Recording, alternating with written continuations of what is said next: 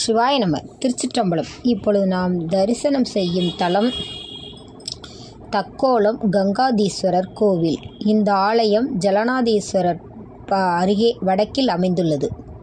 இந்த ஆலயத்தின் அருகேயே கொசத்தலை ஆறு என்னும் பழைய பாலாறு ஓடுகிறது. எந்த ஆறு வற்றினாலும் பாலாறு வற்றாது. இன்று வரை அந்த ஆறு வற்றாமல் நீர் உள்ளது. உகத்தி முனிவர் பிரதிஷ்டை செய்த கங்காதீஸ்வரர் ஆலயம்.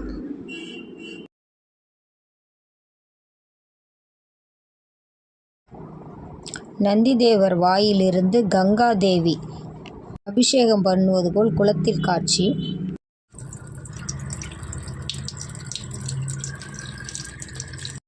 விநாயகர், காசி விஸ்வநாதர், விசாலாட்சி மற்றும் பரிவார தெய்வங்களும் அமைந்துள்ளது.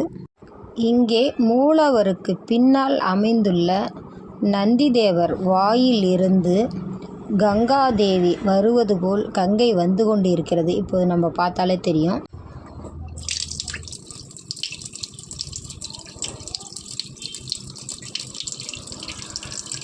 முன்பு இயற்கையாகவே வந்த நீர் தற்போது மோட்டார் மூலியமாக மூலஸ்தான இறைவனுக்கு செல்வது போல அமைந்துள்ளது.